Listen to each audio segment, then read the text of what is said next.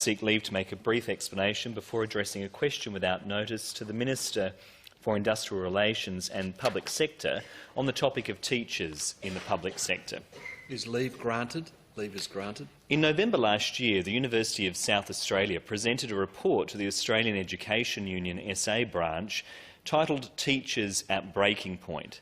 The report claimed that teachers work well above the hours for which they are paid, with South Australian public school teachers working an average of 50 hours per week. 30 hours of time worked is spent on tasks beyond face-to-face teaching. The proportion of teachers satisfied with their wages has dropped to 37%, and a majority of teachers are now working on temporary contracts, and almost half of the respondents intend to leave teaching within the next 5 years. The Australian Education Union are calling on the state government to allow teachers to be able to spend more hours engaged in face-to-face activities with students, provide a school services officer in every classroom to support staff and students, and offer a salary that actually reflects the work that they do every day. And the union have indicated their intention to strike this Friday on the 1st of September to ask for better support for teachers and schools. My question to the Minister, therefore, is, as the Minister for Industrial Relations and Public Sector, is he concerned about the workload and wages of public school teachers? And is the Minister satisfied that the government is actually meeting its obligations to teachers as key public sector employees? For Industrial Relations. I thank the honourable member for his question and his support and interest in public sector workers, particularly those that are very public-facing, like teachers. And, sir, we have a great deal of respect and value workers in many of these areas, teachers included, as we do other of those public-facing public sector workers, such as ambulance officers or nurses or firefighters. Teachers do an incredible job and are at the front line of making sure our children get the best possible start in life.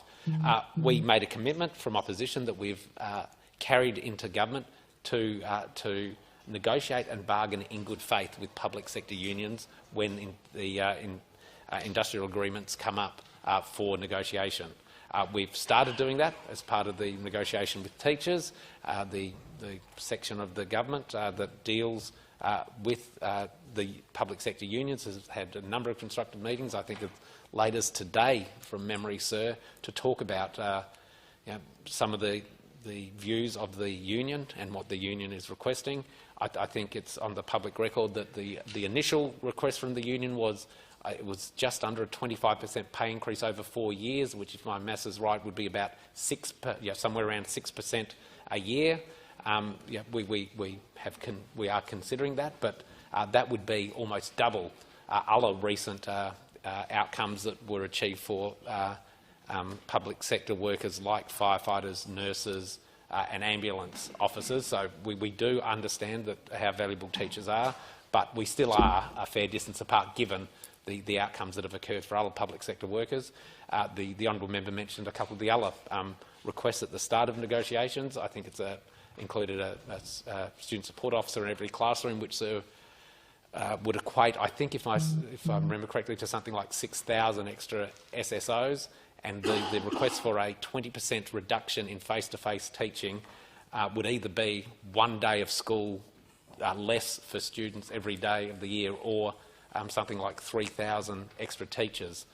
The non-wage components, those reduction in teaching time and the extra SSOs, equate to something like $1 billion a year of extra funding that would be required. So, whilst this is the start of negotiations, we will negotiate in good faith, but we are still some way off, and there is a gap between what the union has initially put forward and obviously what we're going to be able to sustain as a government, but we will continue those discussions. Supplementary question, the Honourable Mr Sims. If the government has so much respect for teachers, why have they put forward such a meagre offer, and why aren't they ensuring that they're being appropriately reimbursed, particularly after so many years of COVID? I thank the honourable member for his question, but as I have outlined, what we have put is in line with the outcomes in terms of pay increases that were achieved for other very, very hard-working public sector workers, like nurses, like ambulance officers and like firefighters.